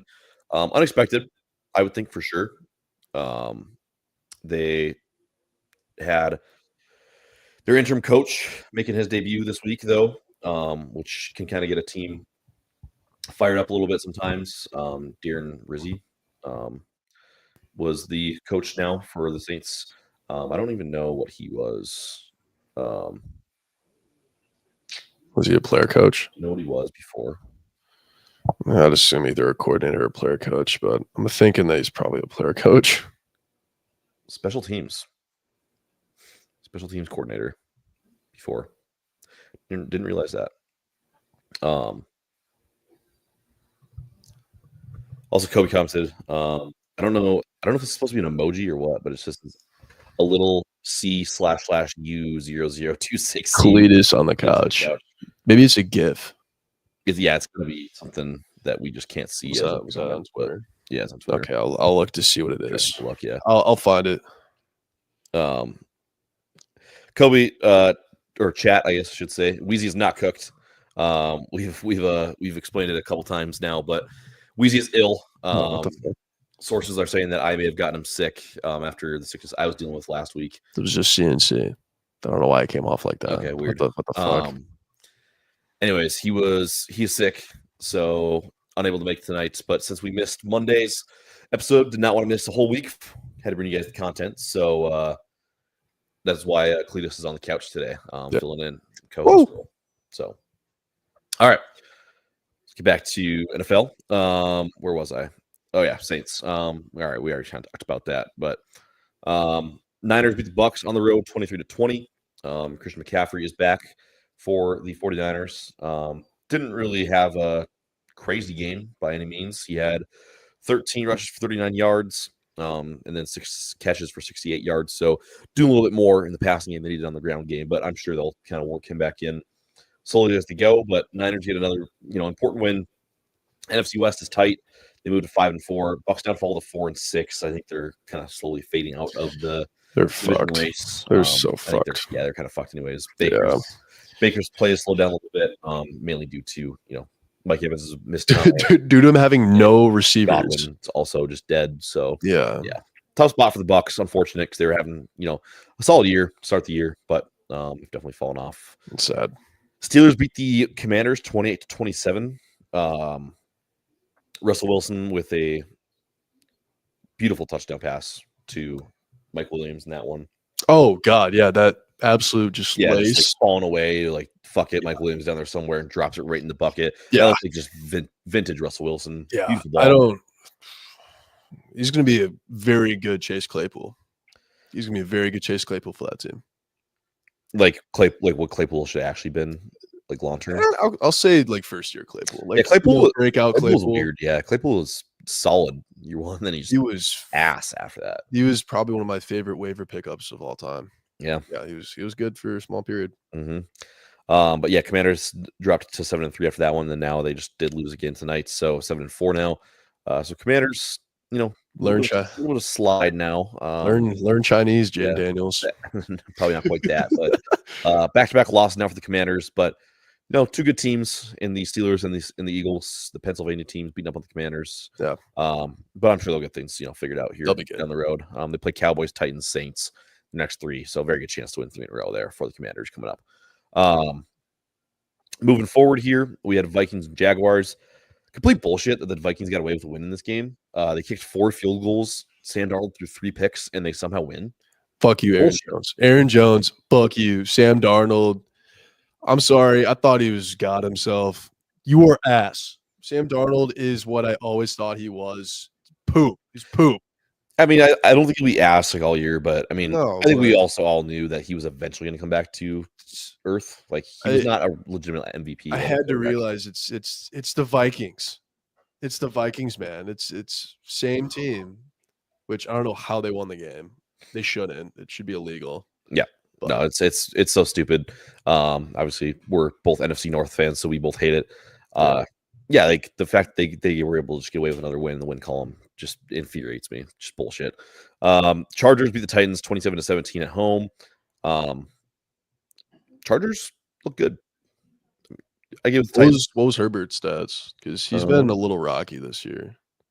I think he's been pretty good, hasn't he? I don't think he hasn't thrown a pick, I don't think, in like 7 games. Oh, really? Yeah. He's been weird though. He's been like a he hasn't stuffed the staff sheet. I mean, he's still under 2,000 yards That's passing. a really good ratio. 11 touchdowns though to 1 interception. That's a really good ratio. There's just I don't think 66% completion rate. It's pretty good. Chargers are weird though. They don't have like anyone. Like yeah, weapons wise, they're lacking. Yeah, like when it came, their wide receiver one is Lad McConkey probably. Yeah, if it would come down to like name 5 Chargers players currently, I think probably 90% of the people would lose just after real ball knowers last can. year. It's just I mean Herbert, J.K. Dobbins, Gus Edwards, Lad McConkey, Joe Alt, yeah, Quentin Johnston for the memes, Josh Palmer. He's kind of good though. Quentin Johnston, he's gotten better this year. A little bit better, yeah. They've got some guys. I mean, Quentin Johnston, like you said, has gotten a little better. McConkey's been solid as a rookie. Josh Palmer's always been kind of a big play guy for them. It's so odd though. Yeah, they're all like wide receiver 3s, but they magically all come together, and now they're. I mean, it helps they have a very good rushing attack. Yeah, take some pressure off of everybody. But yeah, I think they're going to be a playoff team. They look legit. Eagles before their win tonight last week just kicked the shit out of the Cowboys 34-6 on the road. Obviously, the Cowboys were without Dak Prescott, but this season's just been a disaster for them. I think Jerry Jones should give Zeke more money. I think you should give Zeke more money and give Dak more money. You think so? Yeah, and I think that. Oh God, I'm not gonna say it, but Jerry Jones, he has some form of Alzheimer's. I don't know what, but I think the decisions this guy makes is so. I feel bad. I feel worse for the Cowboys fan base than the Bears. I don't. I hate the Bears or the Cowboys. I hate the Cowboys, but like, I mean, the Bears. We've gone through pain for the longest time. Like, they're supposed to be America's team. You guys suck. Which is why I don't care. I hate them. I don't. Yeah. Like, Cowboys can eat shit for all I care. It's like the Dodgers. Good on you. Good on you for being nicer. Well, it's kind of like the Dodgers or Yankees being awful, which the Yankees were awful for a good minute. Yeah, and I think most people in baseball would like that. It was a good breeze period, but like now seeing them good again, it's like I still hate it. But then again, the world goes round. Seeing the Cowboys getting kicked in the shins though, like year after year after year. I would like for them to like build more false hope so they could be crushed harder again in the playoffs. Yeah, see, that would playoff nice. Loss would be fun, but like losing every game in the regular season it's really upsetting. Fair enough. Cardinals also been looking good lately. They got a 31-6 win over the Jets. That's a complete dumpster fire. Aaron Rodgers. I honestly don't even really want to talk about the Jets though this week because I feel like we've talked about them plenty already. We've given them too much screen time. We've gotten too much screen time. So let's give some of the Cardinals. Kyler Murray is super good. Went 22 for 24, 266 yards. Is Trey back? And a touchdown. Is Trey back? Trey Benson? Mm-mm.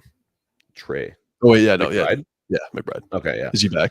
Well, I thought you said Benson because Benson also had a big game. Oh, Benson's back too. 10 carries, 62 yards. I mean, he was kind of a fantasy sleeper for a lot of people coming into the year, but he maybe he's carving out a little bit of a role for himself in the backfield. But yes, McBride also 4 catches, 71 yards. Marvin Harrison Jr. had a touchdown. Wow, that's a first. Cardinals offense kind of firing on all cylinders right now. So the Call of Duty curse was straight bullshit. I was really hoping that time after time he's horrible during like October. He broke the curse. Undefeated in October. So good for him. Yeah. Unfortunately for Kyler Murray though, I have to imagine that I don't even know if he'll play this week because Call of Duty came out this week, right?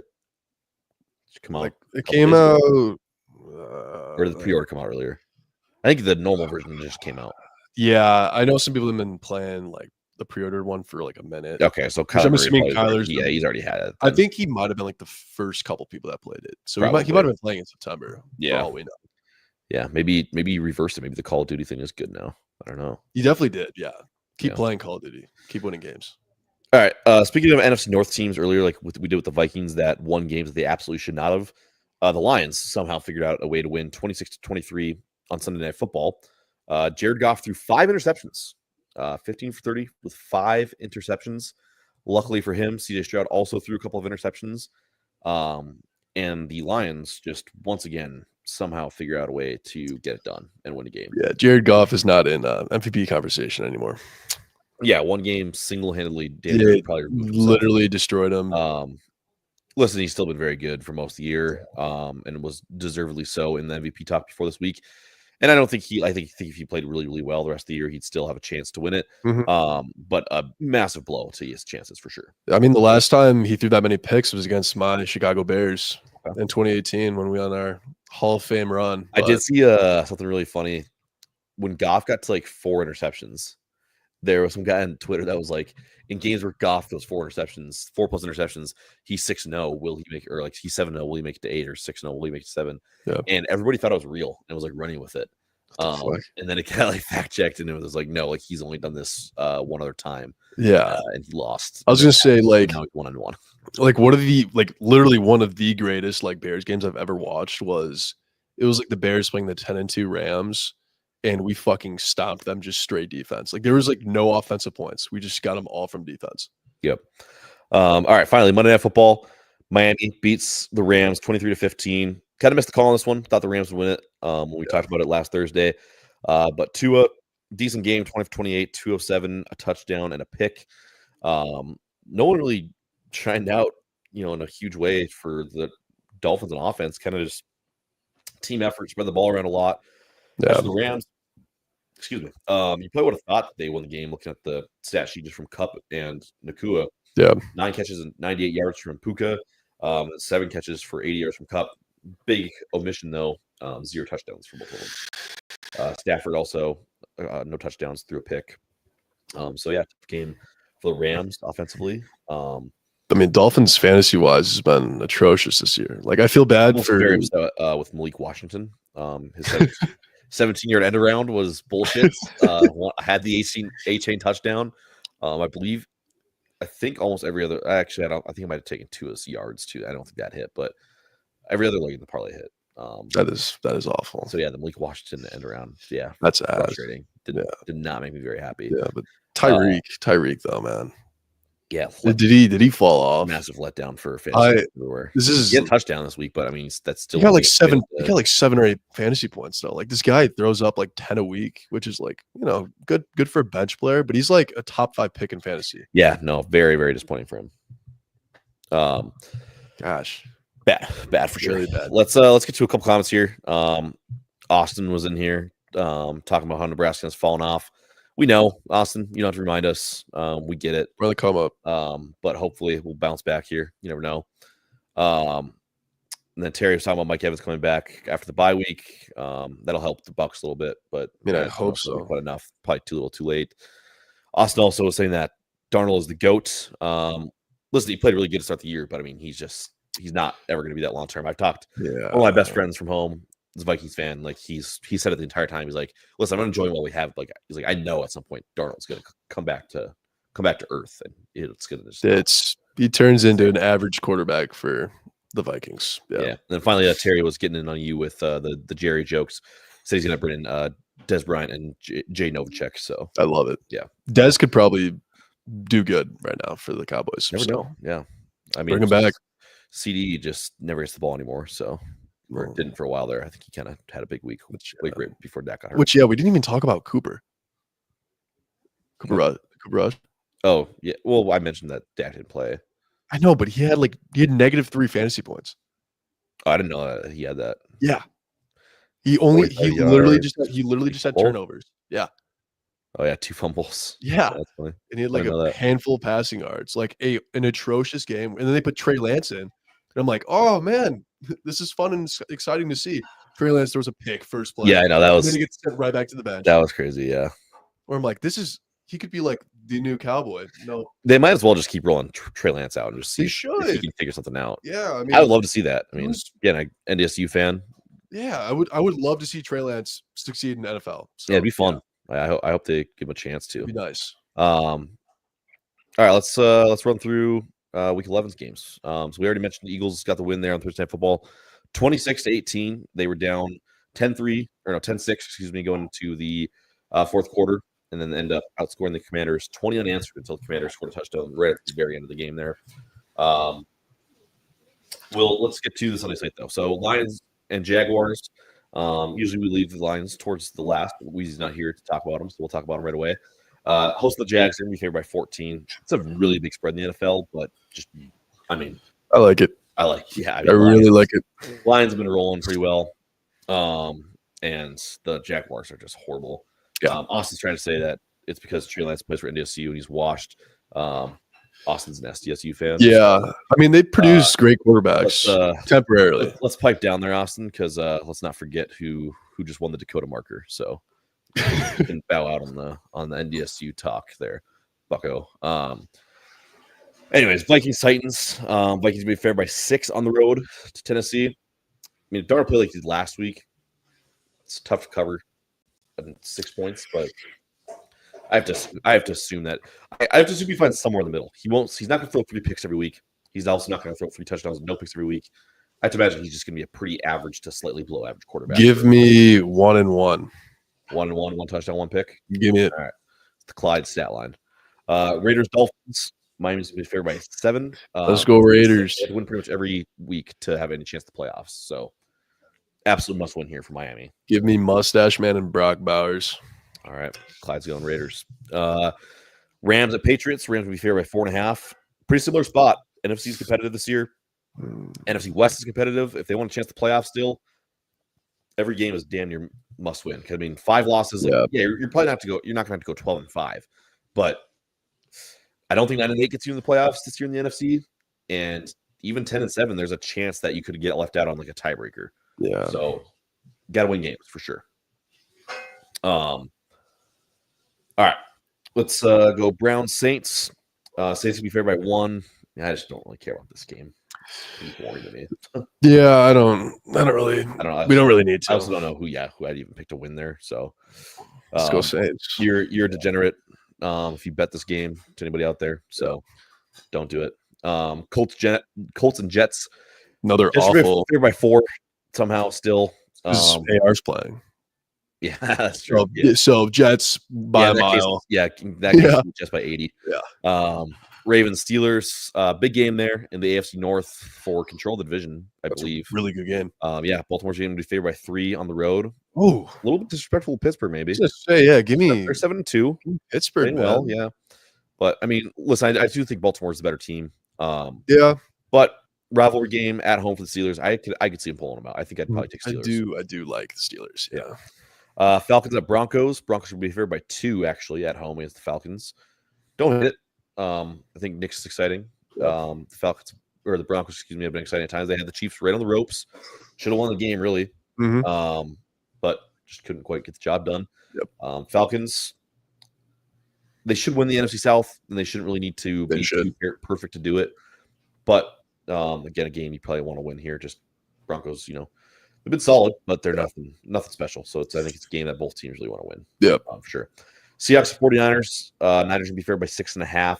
I think it's fair. I think that they've been similar in record. But there's Niners 5-4, Seahawks 4-5. Niners already beat them once on the road. This time it's at home with CMC. I don't really see a scenario where they lose this game. I agree. Chiefs Bills. I think that we finally get the first Chiefs loss of the year. What do you think? Have you seen those edits? Like the classic, like only one man can save us. Oh, yeah. Where it's like, there was like, it was like last year with Ravens versus Chiefs, where it's like only one man. And it's like literally just one guy, and then every single person cheering for him. Yeah, I've seen that for the Panthers. Yeah, so I think Bryce Young, Superman. Yeah. Where does Bryce Young come into play in this? What? Are you talking about the Chiefs game? They played the Bills. Oh, what did they play? Did I say Panthers? I thought you did. Maybe. Oh, they played the Bills. Sorry. They play the Panthers this year, though. I don't know. What the fuck? Because I've seen those. Oh, they play the Panthers next week. Okay. So that's probably what you're talking about. That's what I've been. Yeah. Okay. That's because I've been seeing those. Maybe I didn't say the Panthers. Maybe we just both got that might have been but why I was like thinking that they're playing them this week, just because like, why am I seeing this shit 2 weeks ahead of time? No, unfortunately, I don't think Bryce Young's gonna get the chance. I think the Bills beat him at home. Oh yeah. Bills are favored by 2. Yeah. Josh Allen's been playing really, really well this year. I think luck finally runs out for the Chiefs, I think they lose. Bengals, Or- Chargers. Ooh, what you got something to say? Or they win. And Or they then- win, yeah. Then give me Bryce Young and the Panthers. All right. Bengals, Chargers, Sunday Night Football. I think that's gonna be a fun game. Chargers are favored by 1.5 at home. Bengals 4-6. Again, we've said it for a few teams, but we said it for the Bengals probably for 4 weeks now. Every game is a must-win game. Yeah. Just win games. You got 6 losses already. You can probably afford maybe one more and still get in the playoffs in the AFC. Mm-hmm. But you gotta lock it in. And especially against the Chargers, we're gonna be another team we're vying for that playoff spot. So it's a shootout. Yeah, for sure. Then finally Monday night, Texans at Cowboys. Texas favored by 7.5. Battle for Texas. Give me Texans. Yeah, give me Texans. Easy money. Easy money right there. But yeah, pretty good week in this slate in the NFL this week. Oh, almost forgot the most important game. I left it because for last, since we had the Rock Hard Ball Bowl a couple weeks ago with me and Weezy, but now we get the secondary. There's no rivalry game. We get Big Bro versus Little Bro. Packers Bears. We haven't won since 2018. Yeah. Okay. It's not a rivalry anymore. It's just people up north. We play the people up north, and that's it. Yeah. No, yeah. Green Bay is gonna be favored by 5.5 on the road. That's sad. It should be easily like 7 or 14. I don't know. From what I've heard, it sounds like J Love is fully healthy now. I hope so. It's another big. Yeah. I mean, they were on bye last week. Yeah. And he's been full participant in practice now for the first time in a while. So if he's fully healthy, I like the Packers a lot here. Yeah, me too. And it's a game that the Packers need to win too, for sure. It's one that you definitely don't want to drop. You're 6-3. You're not in a bad spot by any means. But at the same time, you got some tough games still on the schedule. You got the Niners at home, who have always had their number. You got to go on the road to the Lions still. On the road, the Seahawks could be tough. You never know. On the road, the Vikings could maybe be a tough game.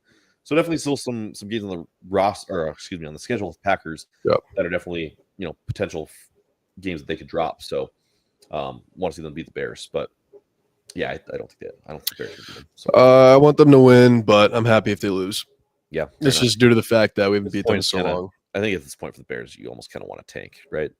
Yeah, but we also haven't beaten you guys in so long. Yeah, so long. Yeah, I think you probably still take wins over the Packers. That's probably the one. No matter, even if you're trying to lose every game, I think you probably still want to beat the Packers. It's our Super Bowl. Yeah. Actually, I'd rather beat the Lions on Thanksgiving though. That's a fair point. National television. Yeah, that would actually be a lot more entertaining than this. So if I have to sacrifice, go Pack, go. Yeah. And then also, do you think the Broncos got any chance this year, or should we wait for another year? Depends on what you classify by chance. If you're saying chance to the playoffs, yes, Super Bowl. I think they do have a chance to make the playoffs. In terms of even winning a playoff game, no, I don't. But playoff experience never hurts a team. I don't think. Yeah. Bo knows. At this point, like you've already proven that you can hang around 500. So at that point, you might as well just try and win games and get some playoff experience. Yep. But if you're sitting at whatever 3-6 or something like that, or maybe even 4-6. I don't know. Maybe you talk a little bit more. But I mean, you're right at 500 right now. Might as well keep trying to win games, try and get the playoffs. Win out, man. Yeah. Fuck it. Really any reason to tank at this point. So yeah, keep trying to win games, but no, definitely not a chance to legitimately compete for a title if that's what you're implying. Still probably a year, maybe 2 away from that. So, all right, that's gonna do it for the Week 11 NFL preview. That being said, no rock hard takes today. Put that on pause for this week. Without Weezy here, just wouldn't feel quite right. So shout out to Louise. But we will still do not rock hard takes. Kelly's rankings. So Clyde is still gonna, do his duty for the people. Even in his elevated role today, he still gets his own little feature segment. So let's get to it. In a world of politics, war, bad beats, and watching your favorite sports teams come up short, sometimes you just need to hear a guy rank random shit. Enter your hero, Colin Kelly, here today for another edition of Kelly's Kinky Rankings. All right, let's fucking go, dude. All right, tight ends that are huge. So this is strength and overall just big built character. So at the 5 seed, we're going to go with David Njoku. I mean, Black Samurai, this guy's fucking awesome. He's strong as shit. He looks cool. I like the little mask. That's when he had the accident. Remember that? Yeah. Yeah, what happened? His face got like burned or something, right? Yeah, he burnt. I don't remember how or why, but he burnt the shit out of his face. Yeah. And he wore a mask for a really long time, which that adds to the you look cool, which goes in the huge factor of guy's strong as shit. Yeah. And he wears cool masks. I'll give it to him. Okay. All right, go 4. What the hell happened here, Clyde? Seems to be the Halloween edition one. How the hell did that end up in there? Oh my god! All right, let's go. Oh, that's why, because I put fucking Jason Witten. Oh, that makes a lot more sense. Okay, let's go to 3, I guess. Shit, that's a total. Yeah, my bad. Jason Witten was number 4. Oh, because you had Jason. Yeah. Okay. Fuck. Yeah. Okay. Yeah. Okay, that makes sense. Jason Witten, Big Country, Mr. Walter Payton. He's just like someone's dad. Like someone has like weird. Yeah. That like has a weight room in their garage. I will say Jason Wynn was bad on TV. You remember when he was the analyst? Yeah. What was it? Was Monday Night Football or something? Yeah, he was bad. He talks like a fucking idiot. So yeah, just like nothing going on upstairs. He's got farmer strength though, so I'll give it to him. Number 4. Number 3, we're going with OG Jimmy G. OG Jimmy G. OG Jimmy G. This guy was a 2-sport athlete in college. Probably got the ladies. Played at the U, I think, right? Played at the U. Oh yeah. I think he played at the U, or he might have played at Carolina. Carolina, I think. It was Carolina. I know for some reason I feel like I can see him in a U jersey. Yeah. For football. But also Peppers played. Peppers played at UNC, so it might be a little toss. Why am I blanking? It's got to be the U, right? I feel like it's the U. It's got to be the U. Yeah. Yeah, I think he played at Miami. Yeah, he's one of those very awesome veteran, tight ends that's just like really oddly strong. Like I vividly remember 2019 or 2020 with the Bears where he somehow got like 10 touchdowns in one season being dog shit. That's what I was gonna say. Like he was the weirdest like all time of like one of the like top 3 tight end in the league for a while. Fell off a cliff, completely irrelevant, and then just randomly came back for like a year or 2 and was like, "Hey guys, I'm kind of good at football again." Yeah. And then dipped out for good. Like he's the classic like big man you just toss up to and he fucking rips it out of your hands. Yeah. So OG Bible dog. OG Jimmy G. Yeah, we're going with that. All right, number 2. All right, number 2, we're going with Shannon Sharp. Unk. We got Unk. We got Ocho Cinco's little brother. So he's just shredded as shit. Like he played football in like the fucking 80s and 90s. I don't know how this guy's still just going at it. So yeah, I'll give it to him. Number 2. He also had just the all-time leak recently. That was really funny. Michelle. Oh, Michelle. Yeah. That was Michelle. That's number 1. Number 1, we're going with my goat Gronk. Gronk. This guy is a fucking weapon. Like 6'6", 240 or 6'6", 250. This guy's fucking huge. I mean, back when he had the little arm protection shit when he fucked up his arm. Yeah, it's Robo. He looked like goddamn RoboCop. Terrifying.